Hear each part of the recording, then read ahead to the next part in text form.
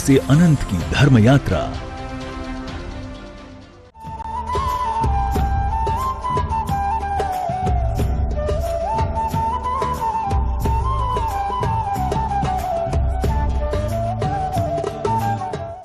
इस कार्यक्रम के पुण्यार्जक हैं श्री कंवरलाल जी महावीर प्रसाद जी, पाटनी, मदनगंज, किशनगढ़, राजस्थान।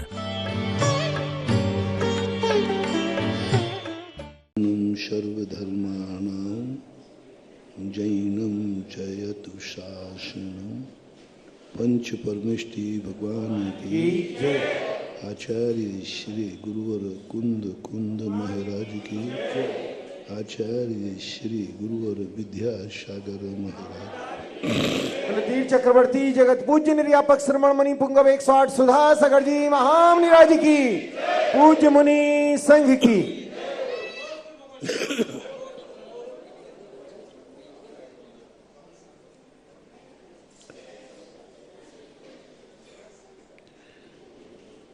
जैन दर्शन जब अपनी आत्मा की शक्तियों का वर्णन करता है तो आत्मा संसार के सभी द्रव्यों में शक्तिमान बताया गया, लेकिन आज वर्तमान में देखते हैं कि मनुष्य सबसे ज्यादा शक्तिहीन होता जा रहा है।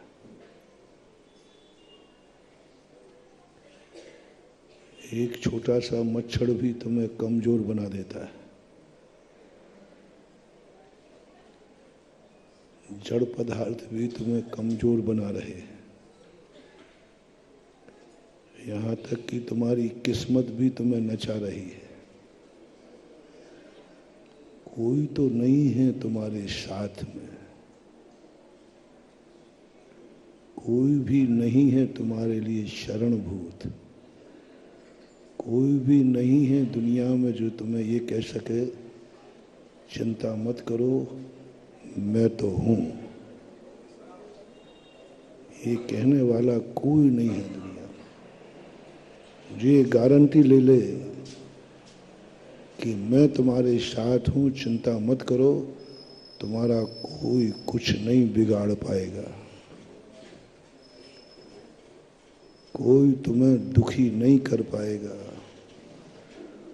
कोई भी तुम्हारी आंख में आंसू नहीं ला पाएगा। तुम सदा हंस रहे हो, हंसते रहोगे।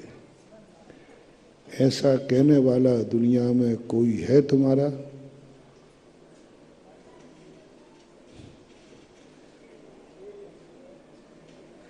मेरी तरफ मत देखो। हाँ, तुम मेरे से कोई आशा रख रहे हो तो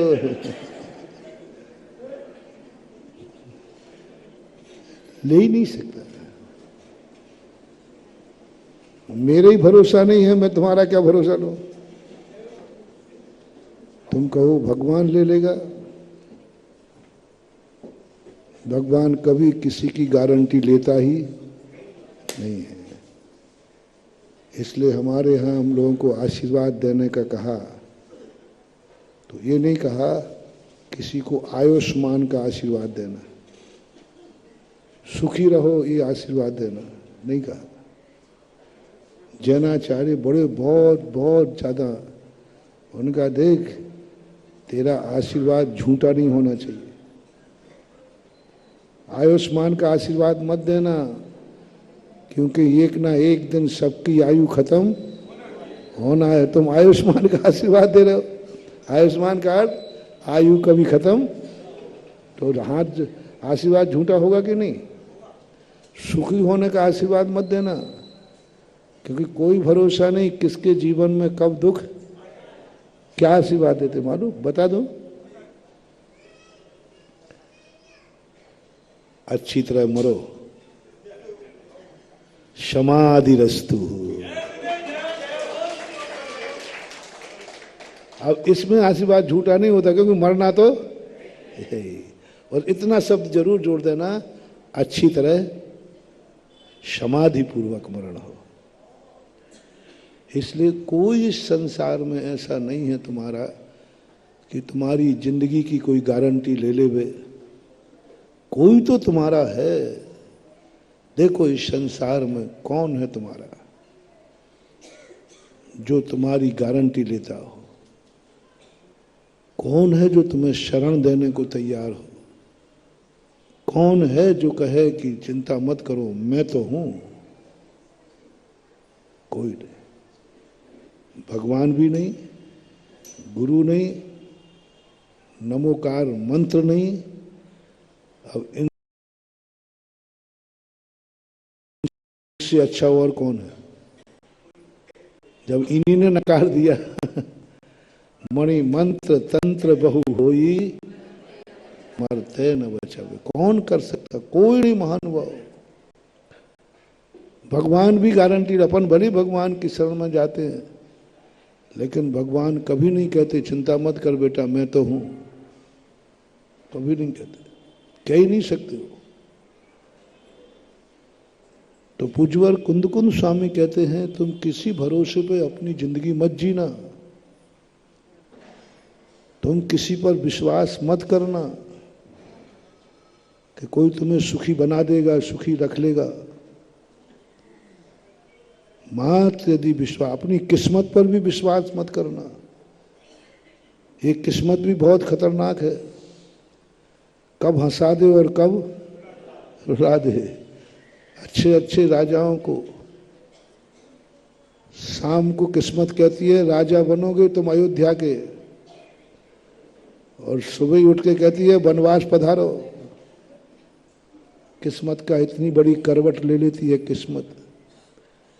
किस्मत का भरोसा मत करना। यानी इस संसार में किसी व्यक्ति के ऊपर अपनी जिंदगी की गारंटी सौंपना बहुत बड़ी भूल है।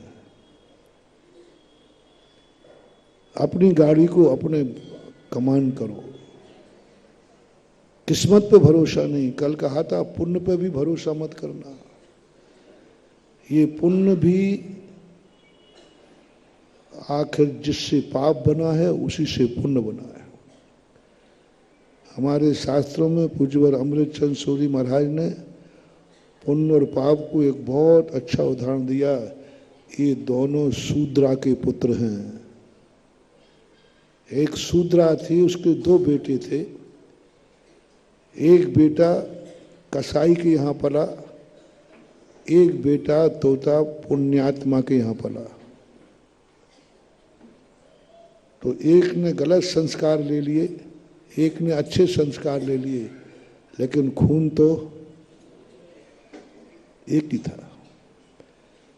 पुण्य जब भी टूटेगा पाप की तरफ झुकेगा। ध्यान रखना तुम्हारी तरफ झुकने वाला नहीं है। बताते बुंदेलखंड में कहावत है, घूंटा टूटेगा तो पेट की तरफ टूटता है। किस तरफ मुड़ता है? कभी भी देखना, भाई भाई की तरफ ही मुड़ेगा। एक बार चातुर्मास में सुनाया था ना हमने, जब रावण का मरण हुआ तो लक्ष्मण ने सबको, आदि को सबको जाने कहा, जाओ उसकी अंत्येष्टि में जाओ सब। धीरे से हनुमान जी से कहा लक्ष्मण को विभीषण से थोड़ा दूर रखना और बीच में तुम रहना। लक्ष्मण को विभीषण के बाजू में खड़े मत होने देना। क्यों? क्या संदेह आ गया? विभीषण तो अपने पक्ष में ही था। नहीं, भाई का राग जाग सकता है। भाई की अर्थी देखकर अंदर जाग सकता है मेरे भाई को इसी ने मारा है, और क्रोध में आकर के वो लक्ष्मण पे वार कर सकता है। कितना बड़ा सोच! जो विभीषण ने लंका छोड़ दी, सब छोड़ दिया और मारने का उपाय बताया। दुश्मन है, भाई ने लात मारी है, फिर भी रामचंद्र जी कहते हैं खून खून की तरफ झुक सकता है। इतनी बड़ी शिक्षा वहां दी। बहुत बड़ी शिक्षा दी। कितना भी कुछ करो, संस्कार बोलता है। हमने बहुत बार देखा, त्यागी वृत्ति बन जाएं, लेकिन जिस कुल जाति में जन्मे हैं उस कुल और जाति का संस्कार नहीं जाता। यदि किसी अन्य कुल में जन्मा हुआ व्यक्ति दिगंबर धर्म में आ जाए, दीक्षा भी ले लेता है, लेकिन संस्कार नहीं जाते। वो कहीं ना कहीं संस्कार आता है। दीक्षा भी लेते, हमने कई दीक्षार्थियों को देखा जिनका जन्म अन्य कुल में हुआ, अन्य संप्रदाय के अन्य भगवानों के प्रति श्रद्धा रही, वे मुनि भी बन गए, त्यागी वृत्ति बन गए, लेकिन कौआ वेद पढ़ाए के पढ़ गए चारों वेद, और जब सुध आई जात की तो रहो ढेड़ को आता है। शास्त्रों में भी ऐसे आचार्य हुए जो अन्न से आए थे, उनकी लेखनी में वो बचपन का संस्कार, वंश का संस्कार, जाति का संस्कार झलकता है। इसलिए कहा है, कौन बने, कौन व्यक्ति हो, किसके यहां से आहार लो, देश कुल जाई शुद्धा। कौन बने गुरु आचार्य, देश कुल जाई शुद्धा। जो शुद्ध देश का हो, कुल भी जिसका शुद्ध हो, जाति भी जिसकी शुद्ध हो, ये तीन संस्कार दिए। कुल शुद्ध हो, जाति शुद्ध हो, वंश सारे शुद्धि होना चाहिए। वही व्यक्ति जाकर के निर्दोष और निष्पक्ष रूप से कल्याण कर सकता है। अन्यथा यदि कोई कुल और जाति शुद्ध नहीं है और वो गुरु पद पर बैठ गया तो ये संस्कार आएंगे, और उन संस्कारों से वो धर्म के विपरीत भी जा सकता है। तो इन सब चीजों पर ये पूज्यवर अमृतचंद सूरी महाराज का कितना सोच है। इस पुण्य पे भरोसा मत करना, ये उसी का वंशज है जिसका वंशज पाप है। पाप पर कर्म जो है वो पुद्गल है, तो पुण्य कर्म भी पुद्गल है। दोनों पुद्गल की पर्याय हैं, और दोनों पुद्गल की पर्याय बस एक इतना है कि एक सज्जन व्यक्ति को धर्म के कारण से आ गया तो थोड़ी देर धर्मात्मा बन गया। विभीषण राम की संगति में आ गया तो थोड़ी देर धर्मात्मा बन गया, लेकिन थोड़े ही संस्कार जाग जाए तो जाग। हमेशा देखना, पुण्य को हमेशा पाप करते हुए देखा है, पाप को पुण्य करते हुए नहीं देखते।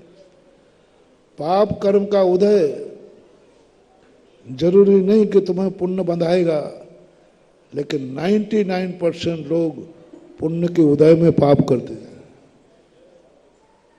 पुण्य के उदय में पाप करने वालों की संख्या ज्यादा है, पाप के उदय में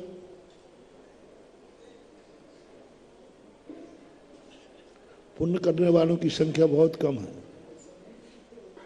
बहुत कम है।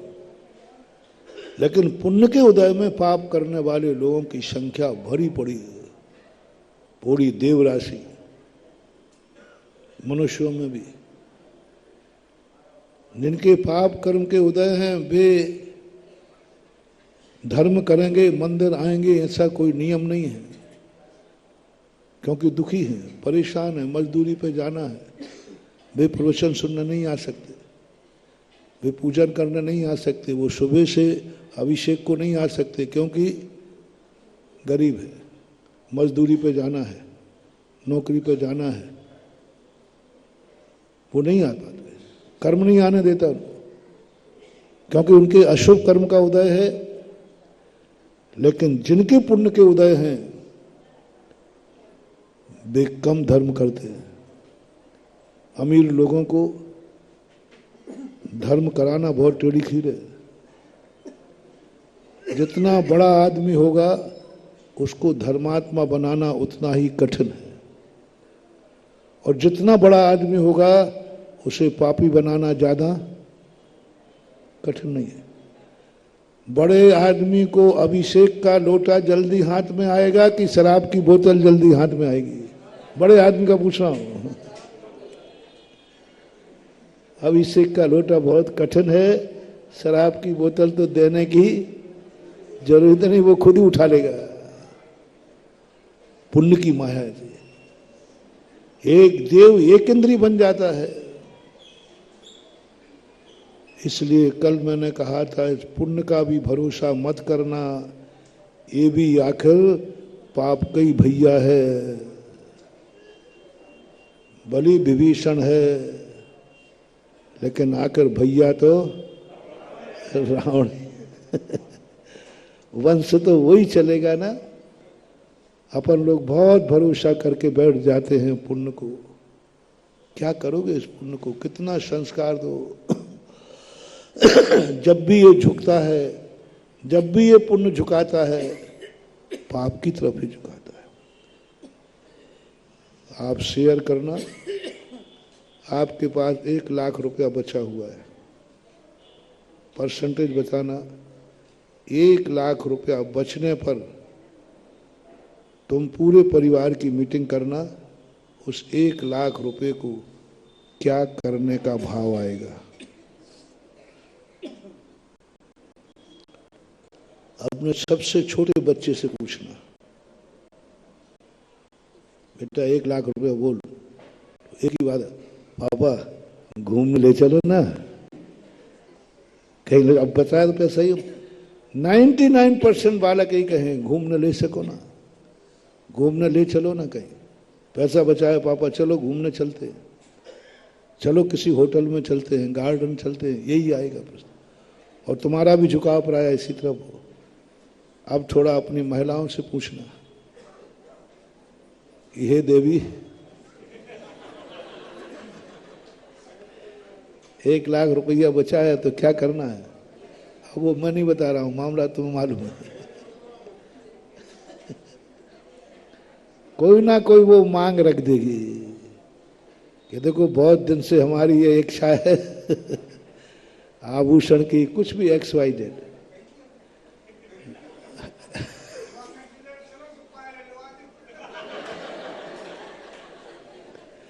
कुछ ना कुछ वो मांग रखेगी। बहुत कम कोई सदस्य होंगे, कोई बहुत कम बेटा होगा, बहुत कम पत्नी होगी, बहुत कोई माँ होगी। बेटा 1 लाख रुपया बचा है? हाँ मम्मी यहाँ बचा तो है। तो ऐसा करना, अपने यहाँ फलाना सागरोदय तीर्थ बन रहा है,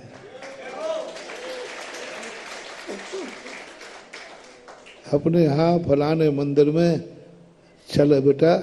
बहुत दिन से मेरी भावना थी कि महाराज जी के मुख से एक बार शांति धारा हो जाए। अब तेरे पास लाख बचे ही है तो आज शांति धारा की बोरी ले लेना जाकर के। बहुत कम लोगों में भाव आएगा, कम लोगों के परिणाम बनेंगे। तुम्हारा परिणाम भी 100 में से 1 बार बनेगा धर्म का, और 99 बार बनेगा संसार की आवश्यकताओं की पूर्ति हो जाएगी। क्यों? वो कराएगा, वंश है उसी का, वो उसी वंश का है जिसका पाप कर्म का उदय है। इसलिए पुण्य का भरोसा कभी मत करना बंधुओं। ये किस्मत भी भरोसे लायक नहीं है। ऐसे मौके पर रूठती है, ऐसे मौके पर रूठती है जिस समय तुम चरम सीमा पर जाने वाले हो। ये किस्मत सांप सीढ़ी के समान है। सांप सीढ़ी होती ना, जैसे तैसे ऊपर बस एक घर रह गया पर और वहीं बैठा है, और धड़ाम से उसकी पूंछ कहाँ है? सबसे बड़ा सांप होता है वो, जिसका मुख घर के बिल्कुल पास रहता है, उसकी पूंछ धड़ाम से जाती। ये संसार सांप सीढ़ी का खेल है। अपन आगे पहुंचते पहुंचते ऐसे स्लिप होते हैं, लगता है कि अब बस कल्याण होने ही वाला है, उसी समय कोई ऐसा झोंका आता है पुण्य का, व्यक्ति काफिल हो जाता है और ऐसे परिणाम बिगाड़ता है। ऐसे परिणाम आपने देखा होगा, कई बार कर्म के कारण ऐसे बुरे परिणाम होते हैं कि उस समय आयु बंद हो जाए तो 8 मन नरक भी कम पड़ जाए।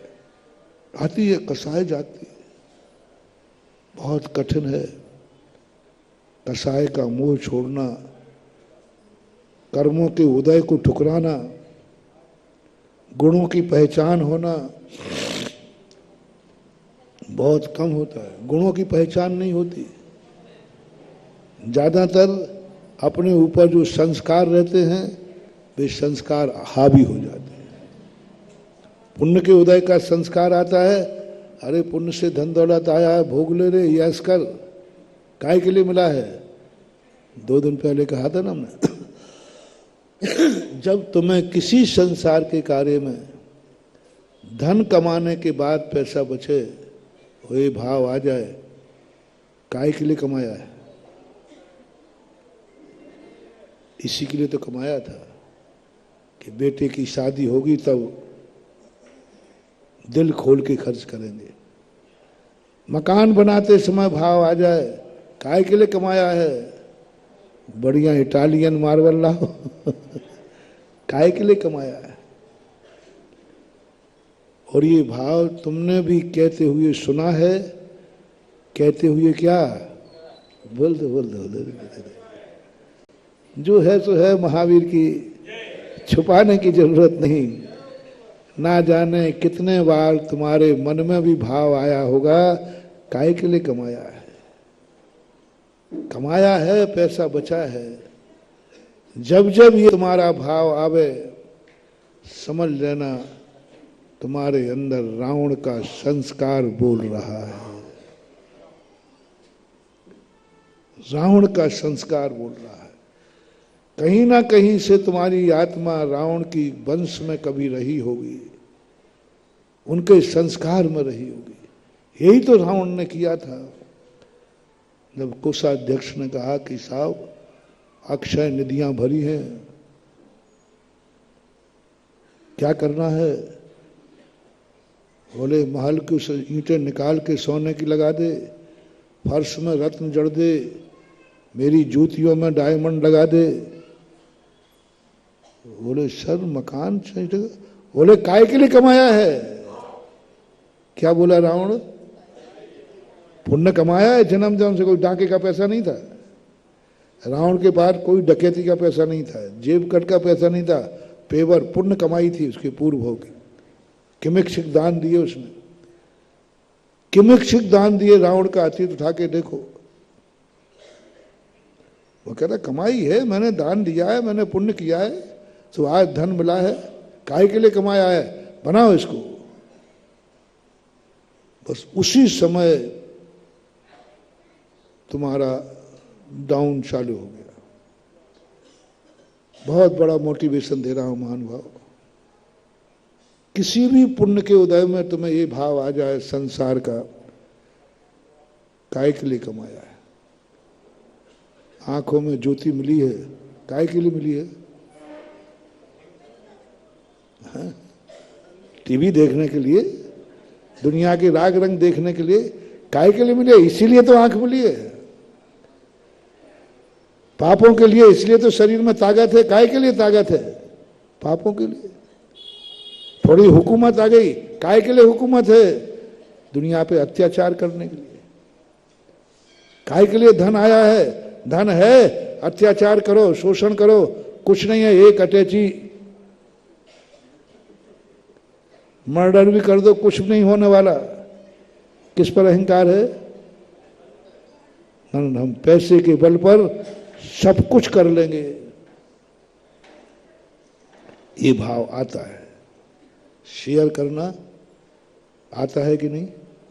पैसा है तुम्हारे पास, तुम किसी से भर जाओगे, बोले क्या फर्क पड़ता है, दे देंगे लगा देंगे, दे देंगे, ऐसा यही भाव रावण को आता था, यही भाव दुर्योधन को आता था, यही भाव कंस को आता था, यही भाव हिटलर को आता था। काहे के लिए कमाया है? हुकूमत है, काहे के लिए है? करो।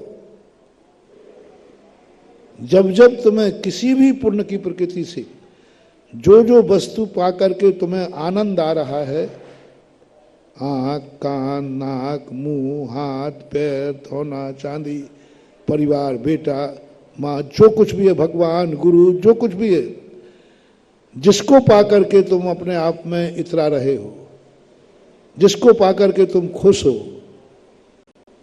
यहां तक मैं कोई डिस्टर्ब नहीं करूंगा। होनी चाहिए, अच्छी वस्तु मिलेगी तो खुशी, तो कोई बात नहीं। अब मैं पूछ रहा हूं, एक जवाब का सवाल आपको बताना है। ये सब जो तुमने पाया है, जिसको पाकर तुम खुश हो, ये किस लिए है? किस लिए? क्या करोगे इसका? क्या करोगे इसका? तो मोटिवेशन दे रहा हूं, जब आंख की ज्योति का भाव आ जाए, कोई गंदी वस्तु देखने का, टीवी देखने का, इसीलिए तो आंख मिली है, क्या करना है इसका उपयोग करो, मिली है तो देखो। आंख मिली है, सब कुछ देखो। कान मिले हैं, सब कुछ सुनो। मुंह मिला है, सब कुछ बोलो। गांधी जी के 3 बंदरों पर रावण बुद्धि वालों ने आक्षेप किया। गांधी जी ने क्या कहा? बुरा मत देखो। सुधारवादियों ने कहा सब कुछ देखो। दोनों बंदर चले, तभी से चल रहे हैं।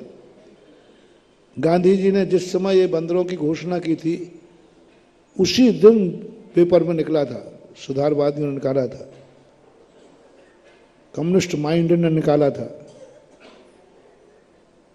आंख मिली है, सब कुछ देखो। और गांधी जी क्या कह रहे थे? बुरा मत देखो। धर्म नीति देखना।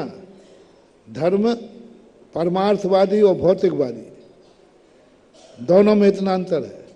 परमार्थवादी कहेगा बुरा मत देखो, और भौतिकवादी कहेगा बुरा मत सुनो। भौतिकवादी कहेगा, धर्मात्मा कहे बुरा मत बोलो, भौतिकवादी कहेगा जो मन में आए बोलो। बुरा मत करो, भौतिकवादी कहे सब कुछ करो, जो कर सकते हो वो करो। किसी को निपटा सकते हो तो, किसी को लूट सकते हो तो लूटो। यही कहा, ऐसे विचारक हुए जिन्होंने कहा तुम्हें जो वस्तु चाहिए किसी के पास है, लूट लो, लूट लो, तुम्हें चाहिए लूट लो। एक विचारक हुआ है। रजनीश की विचारधारा में यही थी, मन में आए वो कर डालो, रोको मत, इच्छाओं को दबाओ मत, विस्फोट हो जाएगा। वो क्या कहता था? इच्छाओं को दबाओ मत, विस्फोट हो जाएगा। किसी को थप्पड़ मारने के भाव आते मार के निपटा, नक्की कर। उसको इच्छा आएगी वो तुम्हें निपटा देगा, खत्म बात, दोनों निपट जाएंगे। क्या सोचता, देखना आप भी उसके इतने अच्छे तर्क थे। अच्छे तर्क नहीं थे, कुतर्क थे। आपको बिल्कुल पसंद आ जाएगा। आपने उपवास किया है, आपको प्यास लग रही है, बार बार पानी की याद आ रही है।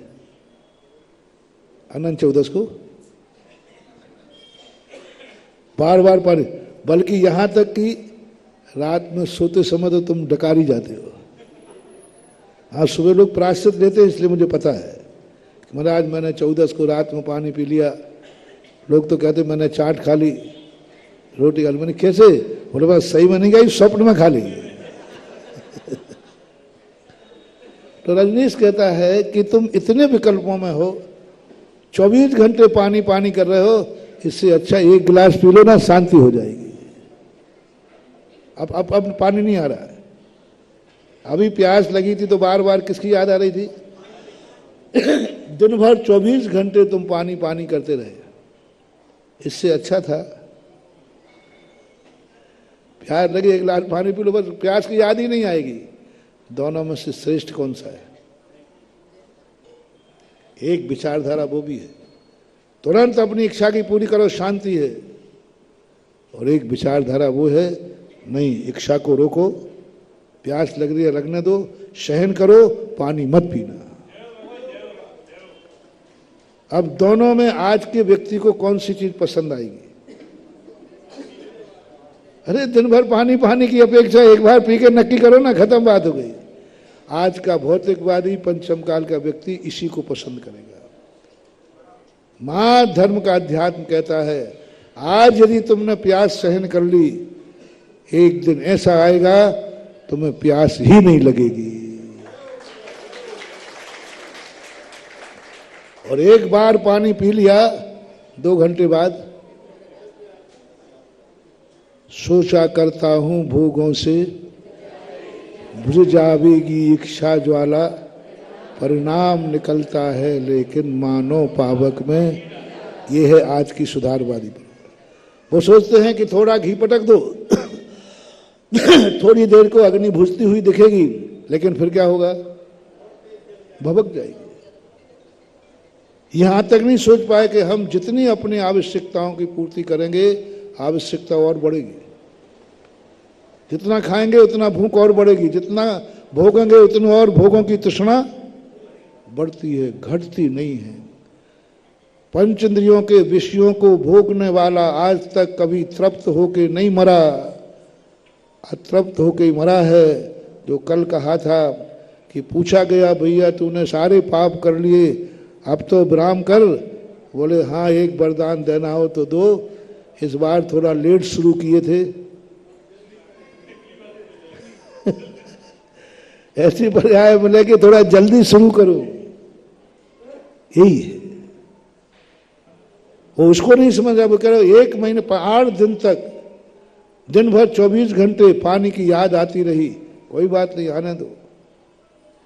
तो महाराज पानी की याद आके मेंढक बनेंगे तो आपके कुतर्क है ऐसे, और हुआ ऐसा। मेंढक बनेगा, मेंढक। और 1 गिलास पानी पी लोगे तो फिर मेंढक नहीं बनोगे। मैं तुम्हारा मन ललचा रहा हूं। मैं चाह रहा हूं कि तुम सब लोग उस तरफ झुक जाओ। किस तरफ? प्यास लगी है तो पानी सहन मत करना, और सहन किया और पानी की याद आती रही तो मर के बेटा मेंढक बनोगे। और पी लोगे तो मेंढक तो नहीं बनोगे।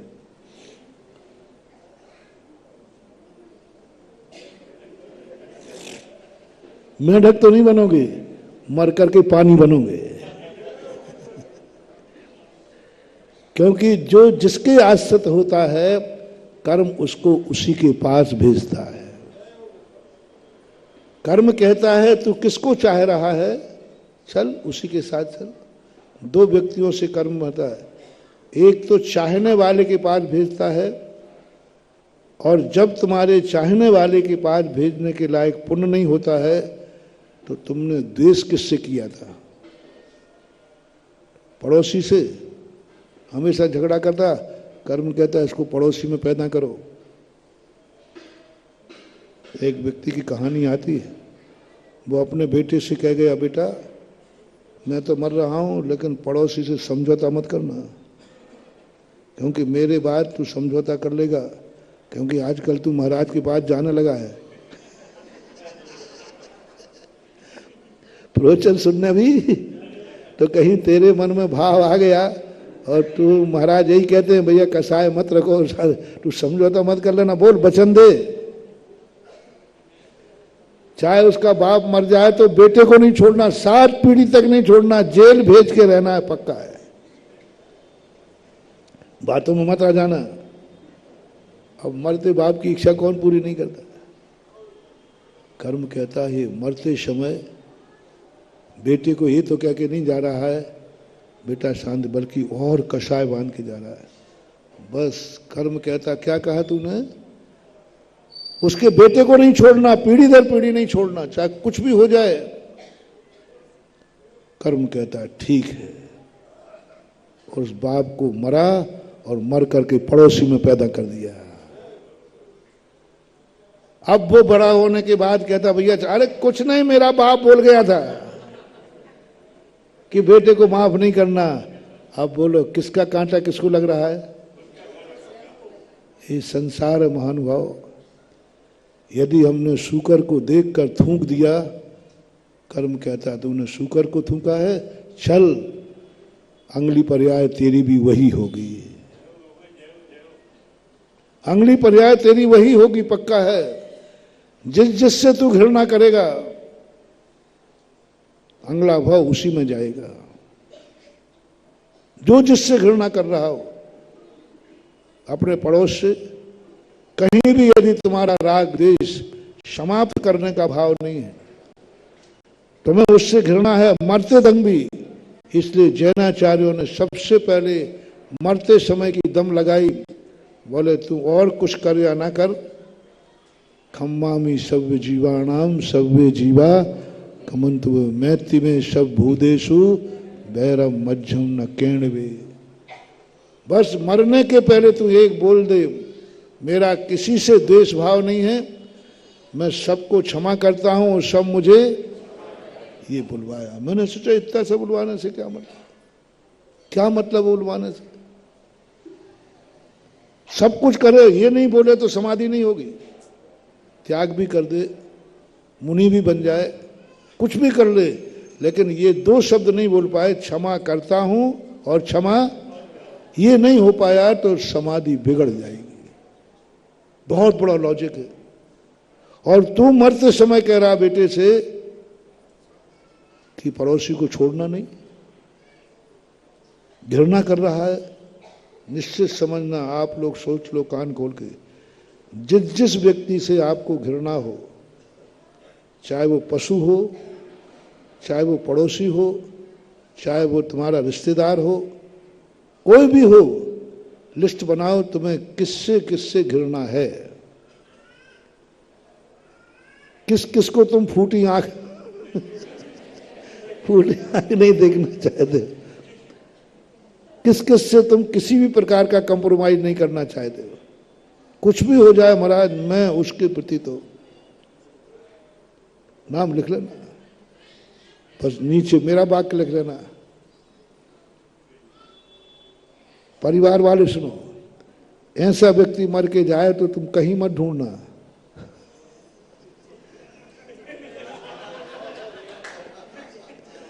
कहीं मत ढूंढना। इसका किस किस से घृणा थी, बस वो वहीं जाके पैदा हुआ है, चाहे पड़ोसी हो, चाहे वो पशु हो, चाहे पशु हो। इसलिए हमारे यहाँ एक इंद्रियों तक से क्षमा मांगने को कहा, कुत्ते बिल्लियों से भी क्षमा मांगने को कहा। सभी जीव मुझे क्षमा करें। कभी मैंने कुत्ते पर भी डंडा मारा हो तो वो भी क्यों, एक मूल कारण है। हमें उस जानवर से भी घृणा नहीं करना जो गंदे से गंदा है, हमें सांप बिच्छू से भी घृणा नहीं करना जो गंदे से गंदे, हमें अपनी तरफ से करना है। नहीं तो हमें वही बनना पड़ेगा जो बन गए, और या फिर हम जो चाहते हैं वो बनना पड़ेगा। एक भारत में एक रूढ़ी परंपरा है, जब कोई मर जाता है ना तो उसकी जो सबसे प्रिय वस्तु है वो अर्थी के साथ रखाते हैं। यदि कोई अंतिम सब तम्बाकू खाता है तो वो तम्बाकू की चुनटिया, बीड़ी पीते हैं तो बीड़ी कट्टा, माचिस कट्टा, माचिस कट्टा उसके साथ, मैंने सुना है भाई, पक्का मुझे पता नहीं। कट्टा तो वो जो रख देते हैं तम्बाकू जो उसको प्रिय है। तो मैंने क्यों रखते हैं, बोले कहीं मरने के बाद ये उठाने नहीं आ जाए, क्योंकि उसका बीड़ी कट्टा यहां छूट गया, कहीं मरने के बाद आ गया तो भूतेड़ा है। और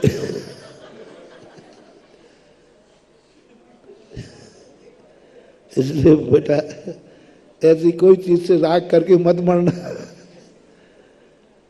और बाद में जब मुझे ये पता चला, किसी गांव में ये बात हुई थी, तो वहां क्या है, वो अर्थी के साथ वहीं से मैं निकल रहा था तो वहां बीड़ी कट्टा, मैंने कहा यहाँ भी कोई पीता है क्या? बोले नहीं पीता नहीं महाराज, वो उसके साथ रखी जाती है, क्योंकि जिंदगी भर पीता रहा। फिर मैंने सोचा इसलिए पहले पतियों के साथ पत्नी को भी जलना पड़ता था, लोग जलाते थे, नहीं जले तो पकड़ के जलाते थे। एक बड़ा डंडा होता है, वो उससे कूदा जाता है। वो डंडे किस लिए लेता था कि मुर्दे के साथ जब स्त्री जलेगी तो उसको आग लगेगी तो भागेगी, तो वो डंडा लेकर खड़े रहते थे, बांस, बड़ा बांस, बल्ली बल्ली, उससे सब खड़े रहते, उसको बार बार उसी में धकेलते थे, अंत में मर जाती थी। क्योंकि सबसे ज्यादा दुनिया में लोग किसे चाहते हैं?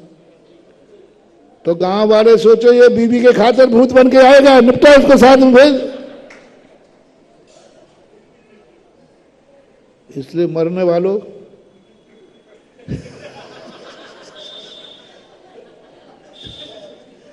किसी को चाहत करके मत मरना, नहीं तो उसको भी तुम्हारे साथ भोगना पड़ेगा। नहीं, अपना संस्कार ऐसा करो, क्योंकि वो उसी तरफ ले जाएगा।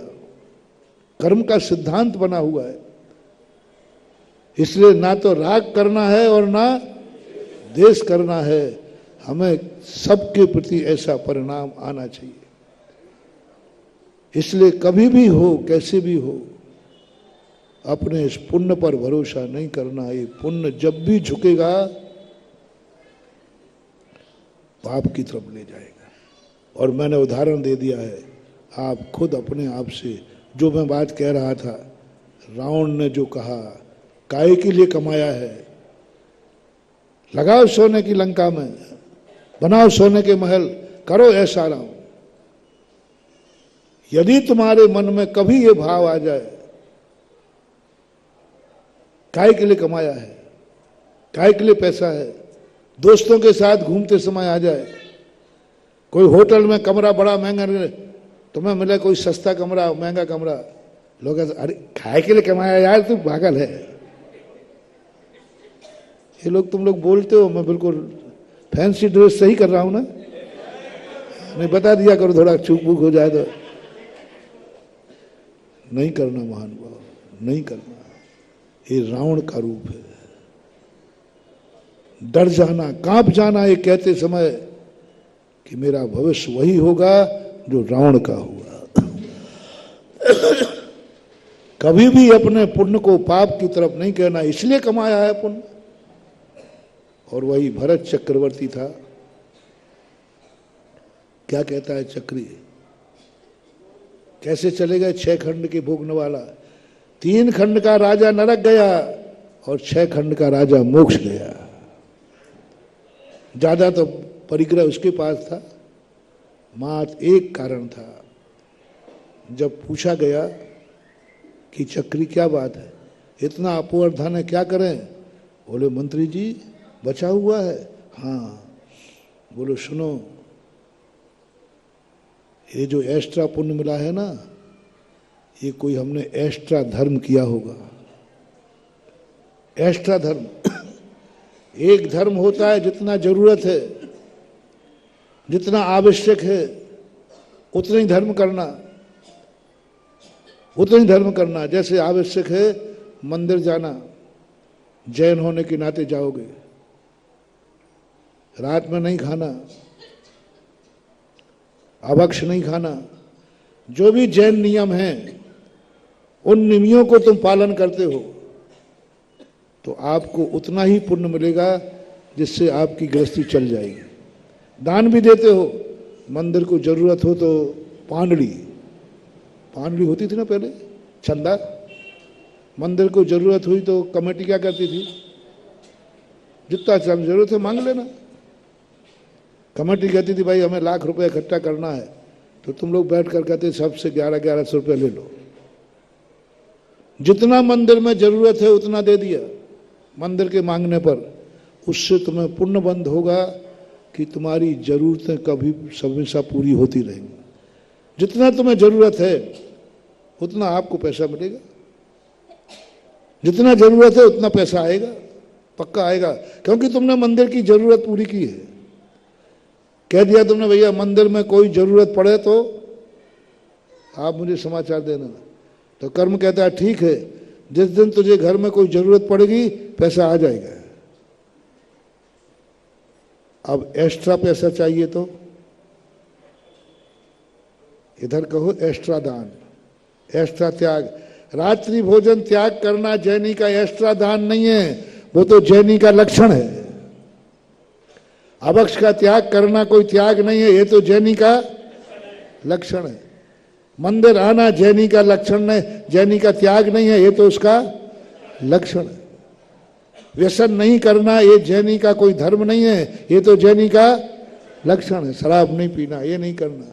अब एक्स्ट्रा धर्म देखो क्या होता है, एक्स्ट्रा पुण्य। रात में भोजन नहीं करूंगा, कोई नया धर्म नहीं है, क्योंकि तुम जैनी हो। अभक्ष नहीं खाऊंगा, अब एक्स्ट्रा देखना, बहुत मजे की चीज आई है महानुभाव, ध्यान रखना। रात में नहीं खाऊंगा, ये कोई त्याग, क्योंकि ये तो जैनी का। अब मैं अष्टमी को एक टाइम खाऊंगा, ये जैनी का लक्षण नहीं है, ये जैनी का लक्षण। ये क्या है? ये है एक्स्ट्रा तप। इसके लिए आगम का आदेश नहीं है। रात्रि के लिए टेक टू ऑर्डर। तुम जैनी हो तो रात में नहीं खा सकते, खाते हो तुम, वो तुम्हारी दादागिरी है। 2 नंबर में तो कोई भी कुछ, सरकार नियम बनाती है, फिर 2 नंबर में तुम चलते हो कि नहीं? लेकिन फिर कभी फंस गए तो यहां भी 2 नंबर चलता है। कानून है जैनी रात में नहीं खाएगा, लेकिन चल रहा है धनाधन, चलाओ, कोई आपत्ति नहीं। अब तुमने कहा कि रात में नहीं खाऊंगा, 10 लाख क्षण पर भी एकासन करूंगा, ये एक्स्ट्रा त्याग। अब मैं एक्स्ट्रा पुण्य, भक्ष में अभक्ष तो नहीं खाऊंगा, लेकिन आज हरि नहीं खाऊंगा, एक्स्ट्रा त्याग। अभक्ष नहीं, अभक्ष का त्याग करना तो जैन धर्म का। अब भक्ष में आज हरि नहीं खाऊंगा, भक्षवी जो खाने योग्य है, आज घी नहीं खाऊंगा, आज दूध नहीं लूंगा, रसों का, ये एक्स्ट्रा त्याग है, एक्स्ट्रा त्याग है। इसी प्रकार एक्स्ट्रा पुण्य कैसे? प्रतिदिन मंदिर को तो जाते ही हैं,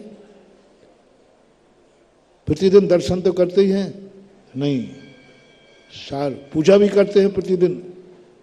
पूजा करना, अभिषेक करना, ये जैनी का लक्षण है। इसको कोई नहीं, इसको यदि तुम कर रहे हो तो कोई ज्यादा नहीं कर रहे हो, जितना जैनी का है वही। देव पूजा गुरुपास्ती नहीं, साल भर में एक विधान जरूर करूंगा, ये एक्स्ट्रा पुण्य है।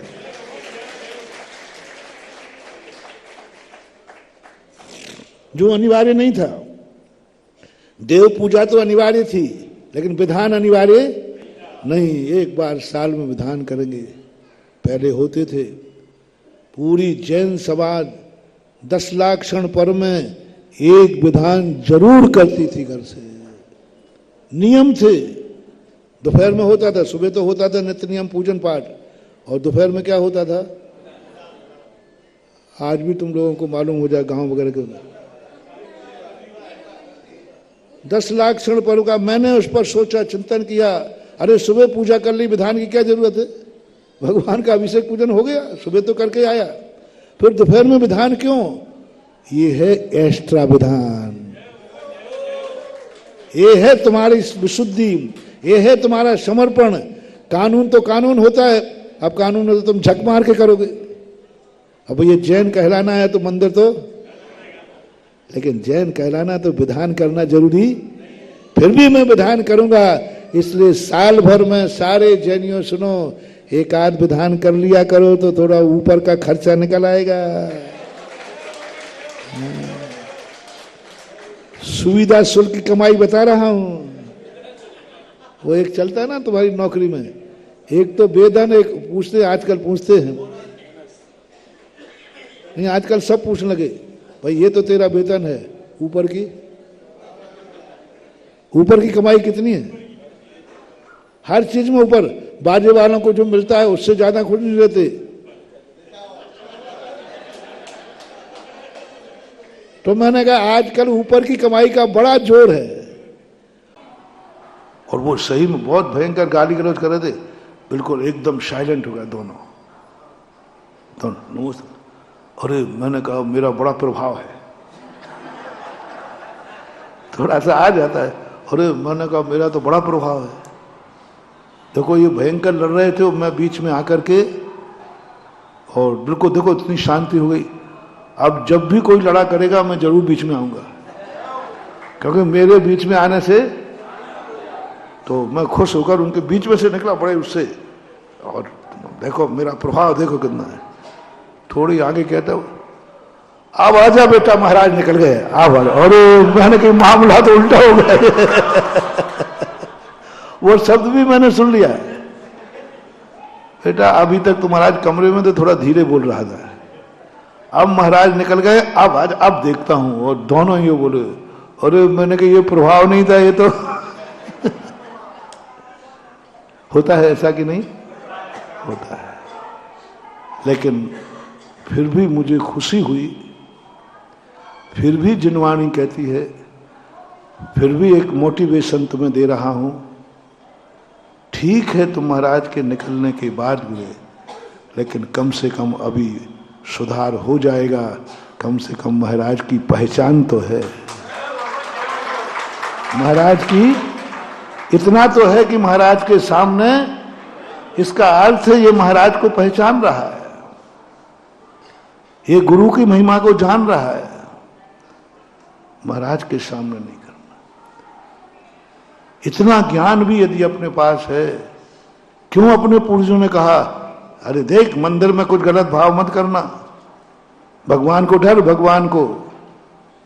इससे क्या होता है, हम भली पाप छोड़ पाए या ना छोड़ पाए, लेकिन कम से कम हमने भगवान को तो स्वीकार कर लिया। एक बेटा था, वो बड़ी प्रशंसा करते थे उस बेटे की पिताजी, लेकिन एक दिन वो सिगरेट पी रहा था, तो किसी ने कहा बड़ी प्रशंसा करते तुम्हारा छोरा वहां बैठा बैठा स्मोकिंग कर रहा है। तो पिताजी कहते नहीं कर सकता, नहीं कर सकता। बोले तुम्हारे सामने दिखा दूं? बोले मेरे सामने तो पी ही नहीं सकता, पक्का है, मेरे बिना फिर भी कोई बात नहीं, मेरे सामने बोले आपको रंगे हाथ पकड़ाऊंगा मैं। बोले देखो असंभव, मेरा बेटा मेरे सामने नहीं पी सकता है, इतना उद्दंड नहीं है, मुझे विश्वास है। बोले चलो, वो ले गए चुपके चुपके से और सामने खड़े कर दिया, देखो ये पी रहा है कि नहीं। अब वो तो मुंह में था, जैसे ही पिता देखे उसने यूं कर लिया।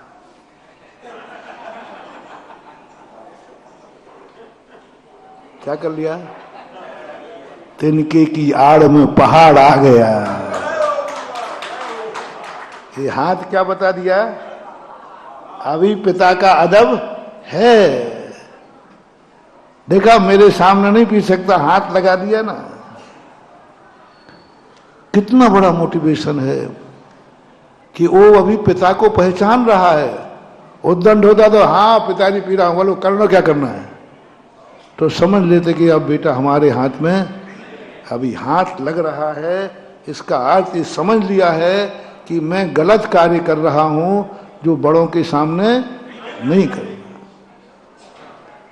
इतना भी यदि तुम्हारे मन में आ गया कि नहीं मंदिर है, छी, ऐसा गंदा विचार नहीं करना।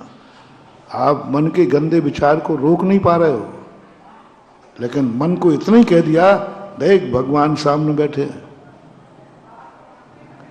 कम से कम यहां तो अदब कर, तो भली तुम पापी बने रहोगे, लेकिन इस बात का तुम्हारी होनहार भवितव्यता है कि इन पापी पर्याय में भी तुम्हें भगवान की पहचान है।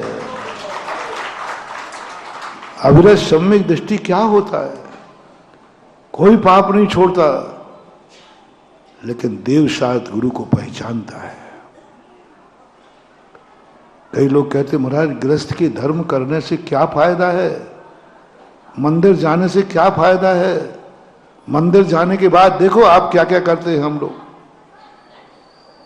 हम लोग मात मंदिरों में पाखंड करते हैं, शुद्ध बैठ जाते, मन भी शुद्ध, वचन भी शुद्ध, काय भी शुद्ध। आहार देते समय आपको कह देते हैं बाकी तो जो है सो है, महावीर की मन शुद्धि, वचन शुद्धि, काय शुद्धि।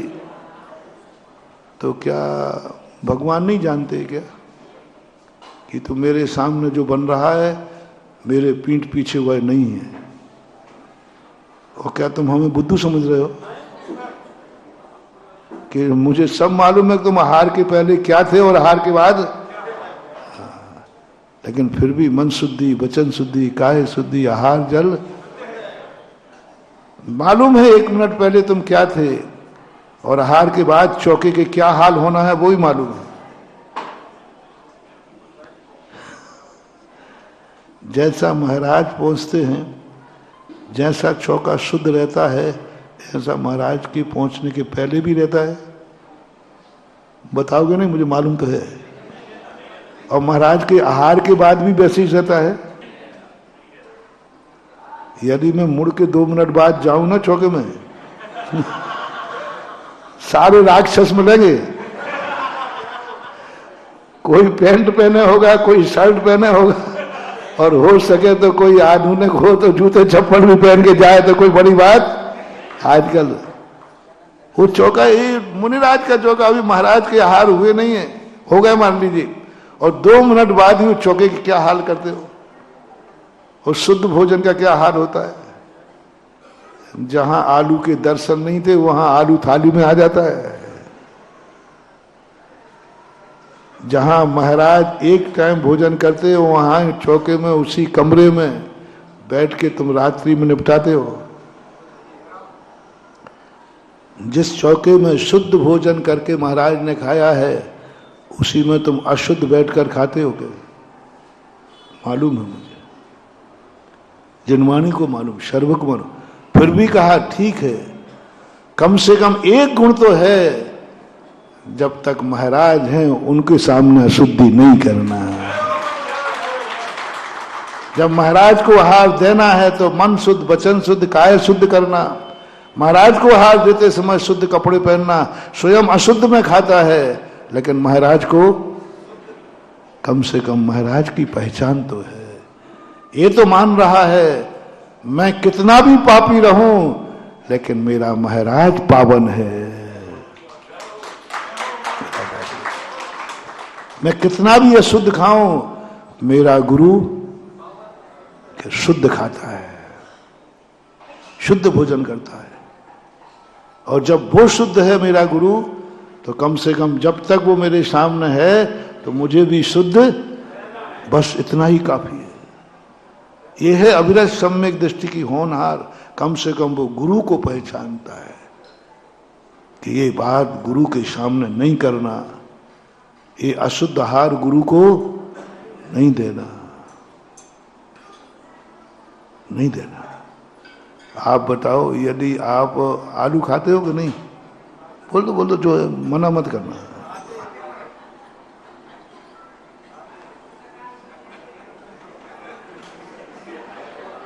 नहीं खाते।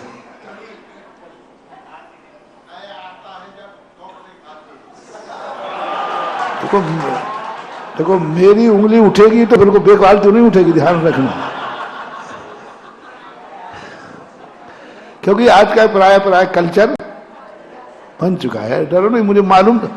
ये मत समझना कोई चीज में बोलता नहीं हो तो मुझे मालूम नहीं है।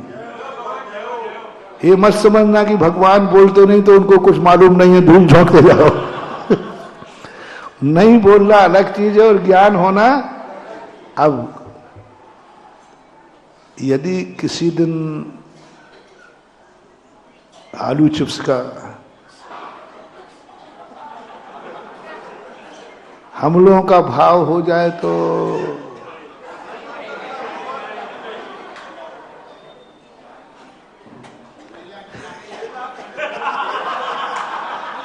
आ जाए घुमेरी।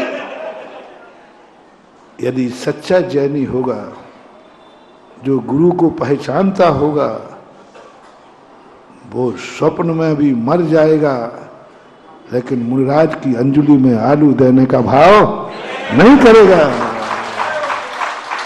स्वयं खा लेगा, स्वयं खा लेगा, लेकिन स्वप्न में भी पूछ लेना। कोई तुमसे कह दे तुम्हारे महाराज को हमने आलू खाते हुए देखा है, मान लो किसी ने कह दिया, तो सच्चा जैनी क्या कहेगा? आकाश के तारे नीचे आ सकते हैं, सूरज पश्चिम से निकल सकता है, लेकिन मेरा गुरु बस यही तेरी सम्यक दृष्टि की निशानी है। चेहरा कितना भी काला हो महानुभाव, दर्पण काला नहीं होना चाहिए, काम हो जाएगा, है ना। चेहरा कितना भी काला हो, दर्पण काला नहीं होना चाहिए। तो कभी ना कभी उस दर्पण में अपना चेहरा, और दर्पण ही काला हो गया तो देव शास्त्र गुरु हमारे दर्पण हैं, ये सदा पवित्र रहना चाहिए। क्या गजब है। पूज्यवर समंत्रभद्र महाराज ने शाब्काचार लिखते समय एक भी पंक्ति शुरू में नहीं लिखी सम्यक दृष्टि को श्रावक को कैसा होना चाहिए।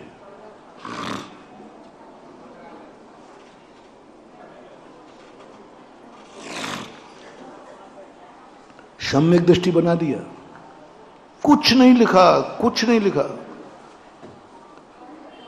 तुम्हें क्या त्याग होना चाहिए, तुम्हारा क्या आचरण होना चाहिए, तुम कुछ नहीं लिखा। एक ही बात शुरू में कहते हैं, तुम्हारा भगवान कैसा है। ये नहीं पूछा तू कैसा है, तो तेरा जीवन कैसा है, तेरा परिवार कैसा है, तेरा देश कैसा है, तेरी जाति कैसी है, तू क्या खाता है, क्या पीता है, क्या रहता है, बोले कुछ नहीं। तेरे भगवान कैसे है। रत्नकर्ण साहब का था, बहुत बड़ा मोटिवेशन दे रहा हूं महानुभाव। इतने मात्र से भी तुम्हें एक सर्टिफिकेट मिलेगा सम्यक दर्शन का। इतने मात्र से तुम्हारा कुछ भी नहीं, तुम्हारे लिए अनंत संसार सूख करके चुल्लू भर रह जाएगा, चुल्लू भर रह जाएगा। भव्य की कोटि में आ जाओगे। बस तुमसे मैं कुछ नहीं पूछ रहा हूं तुम क्या हो, तुम 24 घंटे क्या करते हो, बस इतना सा बोल दो, तुम्हारा भगवान कैसा है। बस इतना सा बोलना, तुम्हें नरक तिरंच गति से बचा लूंगा, पंच परावर्तन से बचा लूंगा, सम्यक दृष्टि का साइकिल दूंगा, मोक्ष महल की प्रथम सीढ़ी बना दूंगा, और डंके की चोट पे कहूंगा ये भव्य है, एक दिन मोक्ष प्राप्त करेगा। बस इतना बता दो, तुम्हारा भगवान कैसा है। तुम्हारे से नहीं पूछा तुम कैसे हो, भगवान कैसा है। आपके भगवान सदोष है कि निर्दोष है। क्या समंत, बहुत बड़े दार्शनिक थे महाराज। उन्होंने कहा कुछ मत कर, बस तू भगवान को पहचान ले कि मेरा भगवान। सबसे पहला वर्णन किया भगवान का स्वरूप क्या होना चाहिए। तुम्हें जिंदगी कैसे जीना है, कैसे खाना, कैसे उठना, कैसे बैठना, क्या करना, कुछ नहीं कहा। बस तू ये बता भगवान का स्वरूप समझ। पहली सीढ़ी है ये, पहली सीढ़ी। आत्मा को नहीं समझना, चक्कर में भी मत पड़ना, आत्मा को समझना। जो भगवान को समझे बिना आत्मा को समझते हैं उनको कुछ भी समझ में नहीं आता, क्योंकि आत्मा ऐसे ही नहीं दिखेगी जैसे अपनी आंखों से अपना चेहरा नहीं दिखता। ये आंखें दुनिया को देख रही हैं कि नहीं, लेकिन आंखों से कहो कि एक बार अपना चेहरा देखें, नहीं दिख ही नहीं सकता, असंभव। इसी प्रकार जैसे आंख से अपना चेहरा नहीं दिख सकता, इसी प्रकार कभी भी तीन काल में, तीन लोक में अपना ज्ञान, अपनी आत्मा को नहीं देख सकता है संसार अवस्था में। कभी नहीं देख पाएगा महानुभाव, कितना भी प्रयास करना। आप लाख ताकत लगा लो, सब लोग देखो, अपना चेहरा देखो सब लोग। थोड़ी सी नाक की टुंडी दिख जाए तो बात अलग है, उसी को बचाते रहना, बाकी चेहरा देखो दिखेगा ही। ऐसे ही अपना ज्ञान आग के समान है, कभी तीन काल में, तीन लोक में अपनी आत्मा को नहीं देख सकेगा। जो छद्मस्त अवस्था में आत्मा को देखने की बात करते हैं, इन पागलों के चक्कर में मत पड़ना। आत्मा का अनुभव करो, आत्मा का त्याग करो। होने ही नहीं, ज्ञानी नहीं, मति शुद्ध ज्ञान से कभी आत्मा नहीं दिखती, क्योंकि मति शुद्ध ज्ञान इंद्रियों से जानता है, इंद्रियां रूपी को जानती हैं, अरूपी को नहीं। इसलिए आत्मा दिखती नहीं, पागलपन में मत आना, कभी नहीं दिखेगी महानुभाव आत्मा। जितने लोग ये कहते सब पागल बनाते हैं, ये एकांतवादी है। इसलिए छद्मस्त अवस्था में जो आत्मा का साक्षात्कार कराए, समझ लेना यही एकांतवादी है। और एकांतवादी को समझाने के लिए काना आदमी है, और काना आदमी के चक्कर में मत पड़ना। 100 में 1 सहज में काना, 1.25 लाख में है चकताना। हाँ, 100 में 1000 व्यक्तियों को चुटकी में निकाल सकता है काना आदमी, और जो तिरछा देखता है ना वो 1.25 लाख को निपटा देगा। इनके चक्कर में नहीं पड़ना, एकांतवादी के चक्कर में नहीं पड़ना। एकाक्षी है वो तो है ही, और तुम्हें भी भटका देगा, क्योंकि आत्मा कभी देखने में आती नहीं छद्मस्त में। एक चला था, वो तो आचार्य पूज्य गुरुदेव विद्यासागर आ गए, नहीं तो ये बुंदेलखंड पूरा कनवा हो जाता, कनवा। हाँ, पूरा एकांत, सबसे ज्यादा प्रचार था, सबसे ज्यादा सागर पर प्रभाव था। एकांतवादी का मसीहा क्या कमल की जीप पे बैठ करके निकला था, पूरा सागर जिला बुंदेलखंड यहां टूट पड़ा। उतनी भीड़ आज तक दुनिया में कभी नहीं हुई जिस समय उस समय हुई थी। म्युनिसिपल स्कूल में हुए थे प्रवचन 5-7 दिन। सेठ जी के यहां से निकला था जुलूस, क्योंकि बड़े बड़े आदमी को कवर किया था, और पूरे गोल चक्र में बैठा था, ऊपर छतरी लगी थी, मुझे ध्यान है। और सीधा बड़े बाजार होते हुए 3 बत्ती की वहां म्युनिसिपल, यानी सागर में उससे बड़ा कोई स्थान नहीं था, इतना बड़ा स्थान बनाया गया था, प्रभाव दिखाया था। और ऐसे काने बन रहे थे। एकांतवादी में, अनेकांतवादी में, एकांतवादी में बहुत कला होती है मानव, अनेकांतवादी में ज्यादा कलाएं नहीं होती। अनेकांतवादी सीधा साधा सज्जन होता है, अनेकांतवादी साधु होता है, सज्जन होता है। एकांतवादी बहुत खतरनाक होता है, उसके चक्कर में तुम एक बार भर आ जाओ, छूट नहीं पाओगे, छूट नहीं पाओगे। क्योंकि एकांतवादी ऐसा तुम्हें संमोहित करेगा कि तुम मरते जाओगे, सब करते जाओगे, तुम्हें सामने साक्षात दिखेगा। आज देख लेना एकांतवादी को आगम दिखा दो, पूज्य गुरुदेव ने केसली के अंदर आगम दिखा दिया। पूछा, हम लोग साक्षी थे, भाई देखो ये तो आगम है कि नहीं, कुंद कुंद भगवान है कि नहीं? बोले सब ठीक है। क्या बोले?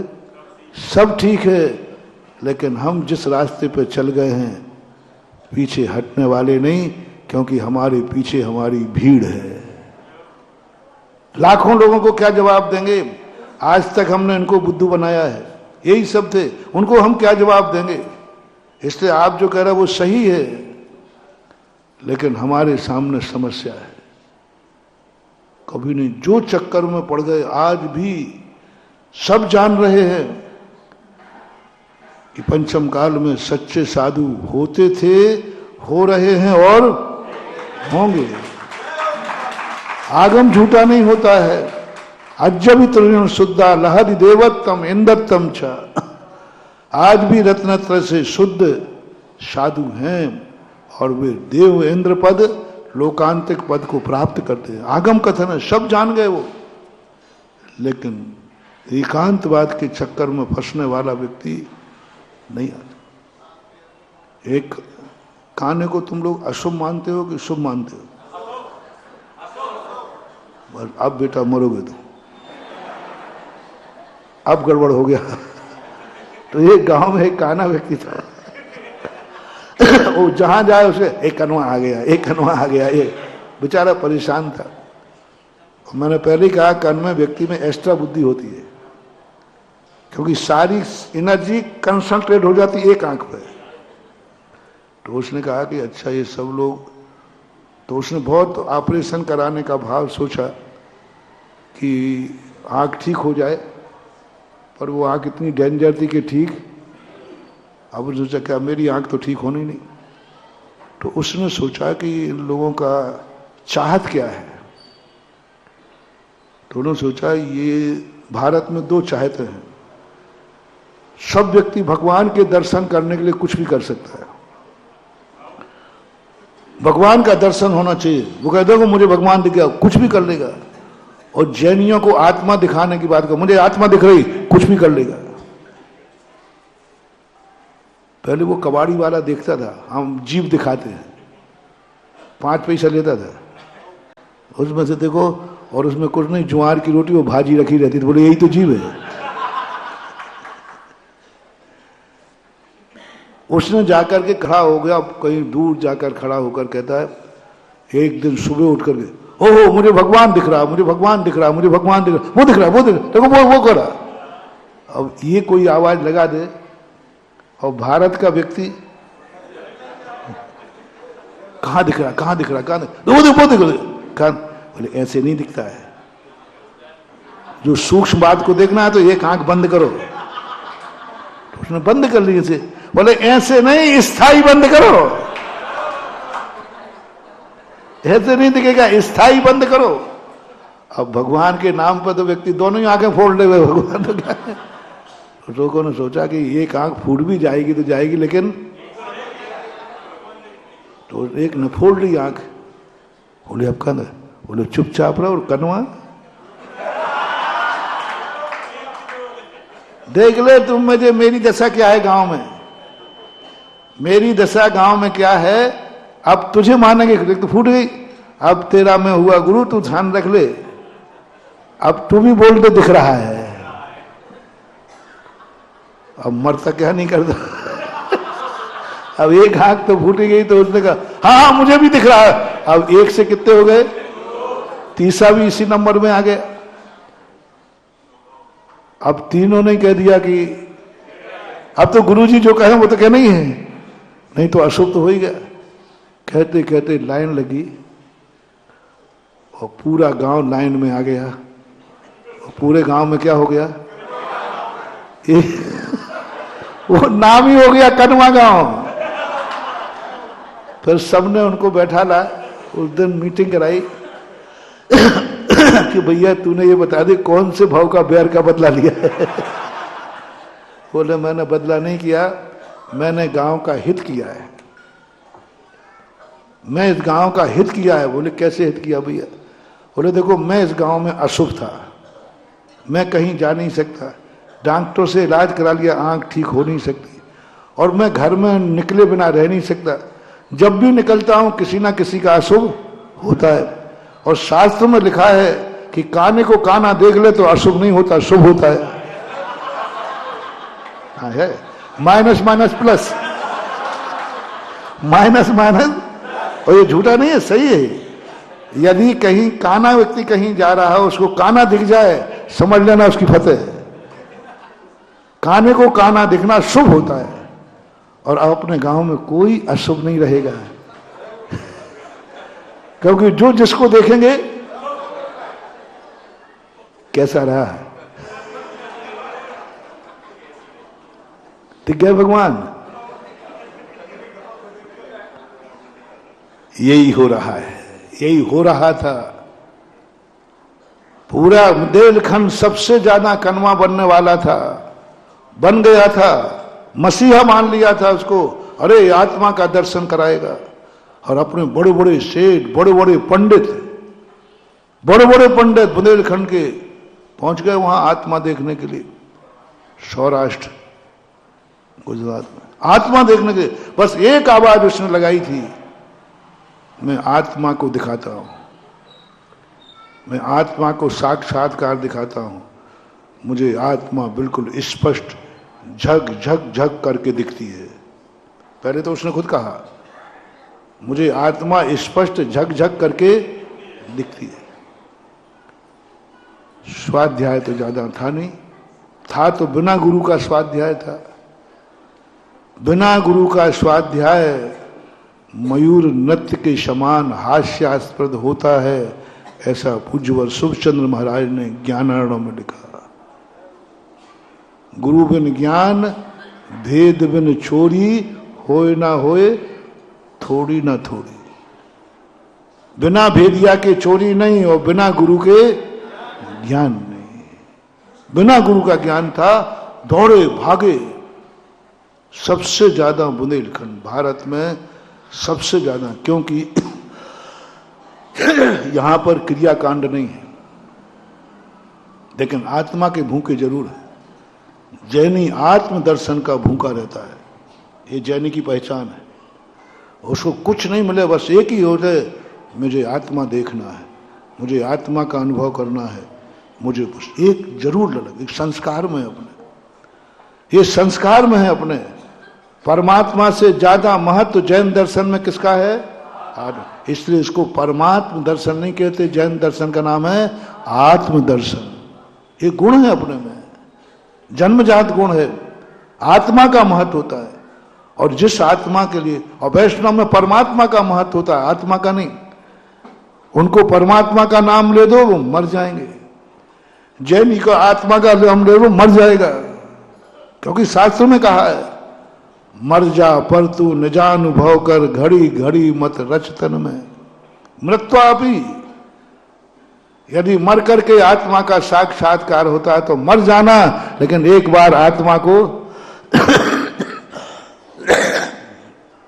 ये पूज्यवर अमृतचंद सूरी महाराज ने लिखा है। तो अपन तो मरेंगे आत्मा के लिए, मरने को तैयार है। मरे तो मर जाए, आत्मा दिख जाए। तुम तो क्या, कोई मेरे से कह दे मैं आत्मा दिखाऊंगा, मैं तो मर जाऊंगा। क्योंकि आत्मा के लिए बड़ी कौन सी चीज है? वैद्य यदि है जहर खाने को करे तो खा लो, क्योंकि वैद्य कह रहा है।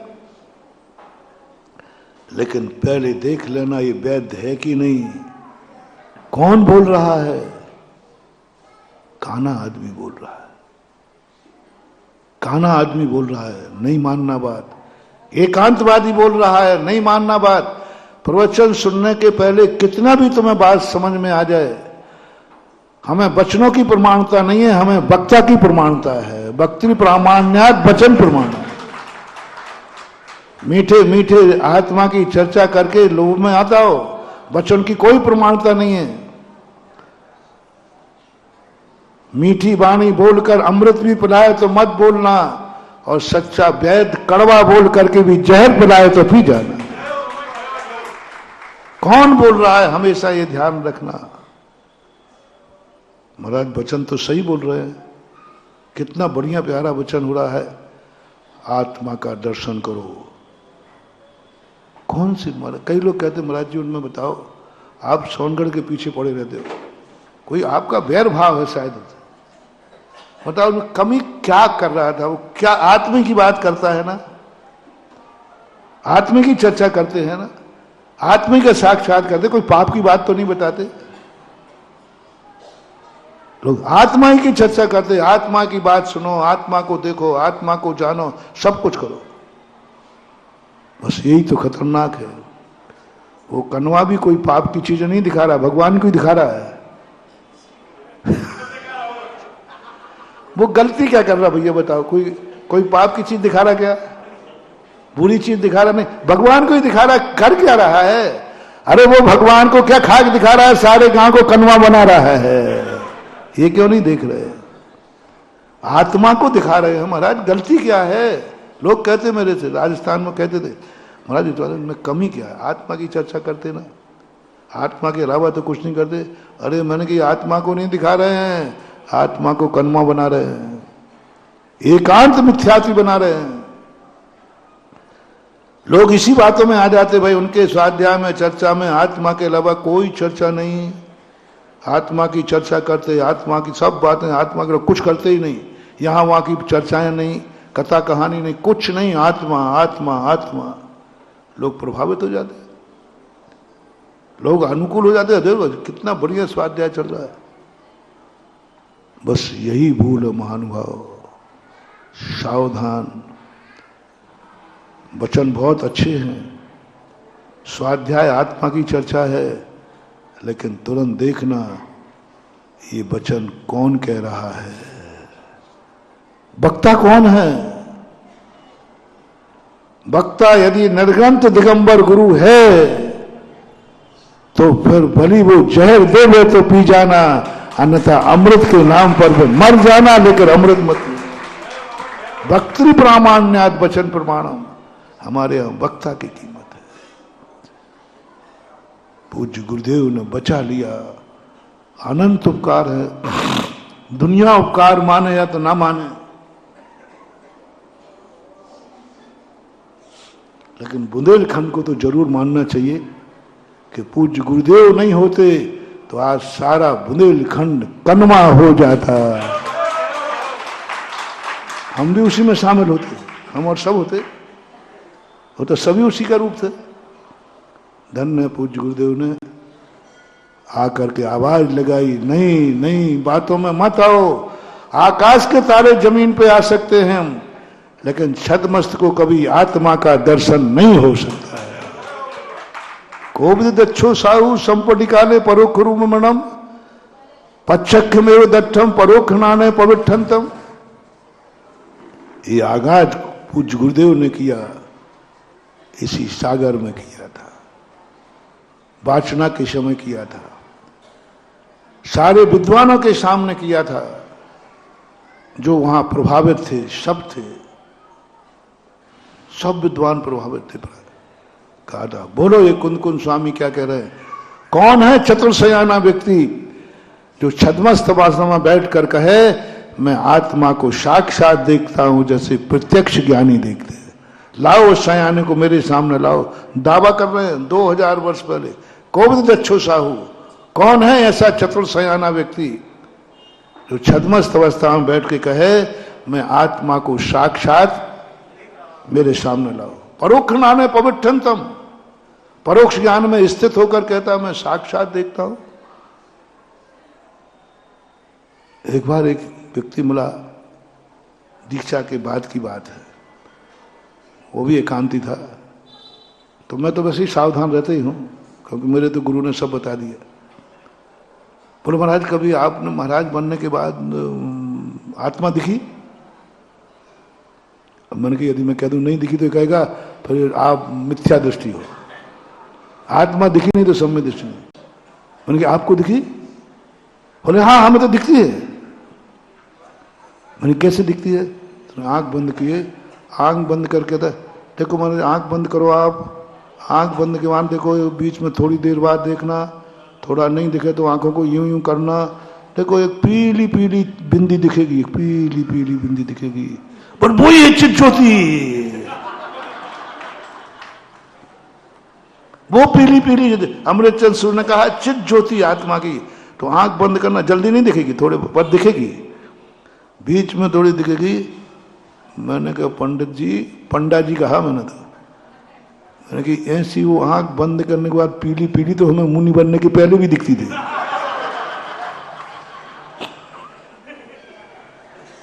बच्चे जब आंख बंद के छींच और खेलते ना तब भी दिखती है। बताओ मैं तरह आंख बंद करने पर जो पीली पीली दिख रही है, अरे वो कुछ नहीं है, अपनी आंख के पलक का जो ब्लेड है वो दिख रहा है, क्योंकि आंख के बीच में गैप है। वो चित ज्योति, चित ज्योति आपको सबको दिख जाएगी। चिंता नहीं करना, मैं काना नहीं बनाऊंगा तो लेकिन वो होगा तो तुम काना बन जाओगे। हाँ बस वो ही आत्मा है, तुमने स्वाद दिया तो पिया नहीं, गुरु ने पढ़ाया नहीं, तुमको हाँ दिख रहे। अब जब भी ध्यान करोगे चित ज्योति देखो, दिख गई दिख गई दिख गई, तुम सब देख लेना। आज घर में वही चित ज्योति देखना। ये जब पूज्यवर ने घोषणाएं की, बच गया बुंदेलखंड, और आज बुंदेलखंड दोनों आंखों वाला है।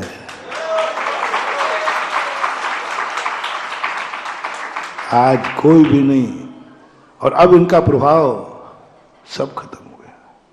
अब मंदिरों में नहीं है, मंदिरों में गद्दियां लगती थी एकांतवाद की, बहुत जबरदस्त। ये चौधराबाई मंदिर, यहां भी कई बार कन में आए हैं, गौराबाई मंदिर, कनुओं की गद्दियां थी, समझदार सब समझ रहे हो गए। और तो और उन कनुओं की सेवा भी अपन ने की है। पंडित थे, लेकिन बचा लिया पूज्य गुरुदेव ने। और सब चेते, सारे विद्वान जो आज लौटे हैं बुंदेलखंड के, ये सब पूज्य गुरुदेव की बात है। पूज्य गुरुदेव ने कनवा नहीं बनाया, बल्कि कई कानों के ऑपरेशन करके उनको ज्योति दी है। कई एकांतवादी अनेकांत को समझ गए और आज वो सम्यक एक अनेकांत में प्रवृत्त हो रहे हैं।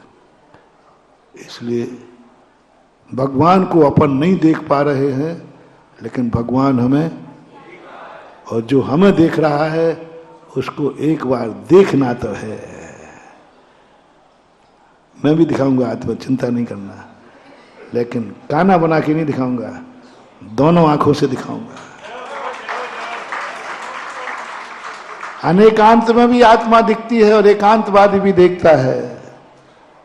पूज्यवर समंत में जैन दर्शन में हमने पहले ही कह दिया, आत्मा को देखने की ललक है, वो दिखाओ महाराज, वो दिखाओ आप, हमें तो आत्मा देखना है। और आप नहीं दिखाओगे तो हम फिर एकांतवादी के यहां जाएंगे, चाहे हमें काना होना पड़े तो तैयार हैं, बस आत्मा दिखना चाहिए।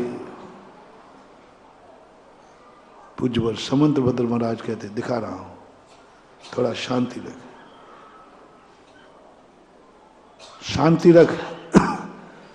पहले ये बताओ परमात्मा कैसा है? अरे मैं आत्मा देखने की बात कर रहा हूं, तुम कह रहे परमात्मा देखो।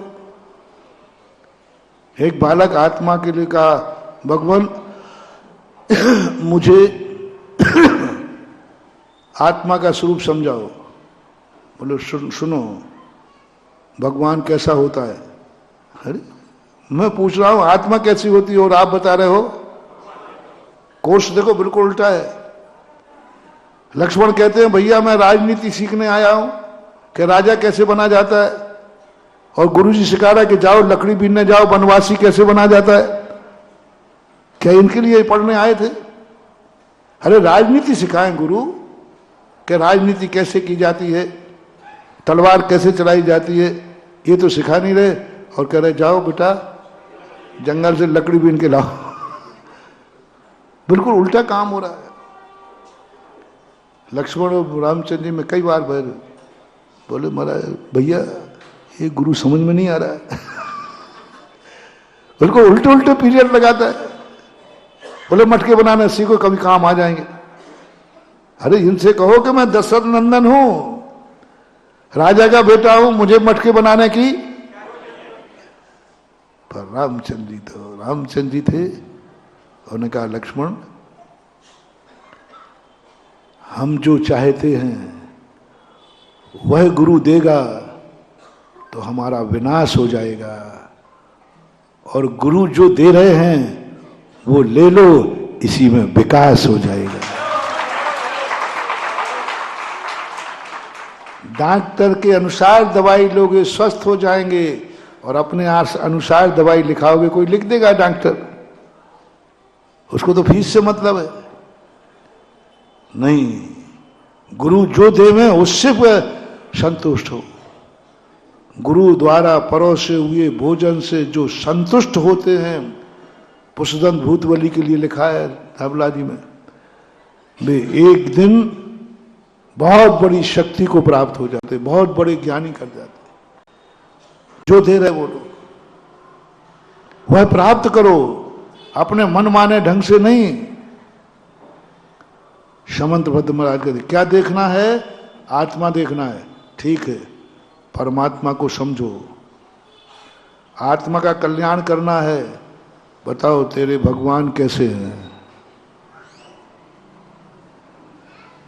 इस कार्यक्रम के पुण्यार्जक थे श्री कंवरलाल जी महावीर प्रसाद जी, पाटनी, मदनगंज, किशनगढ़, राजस्थान।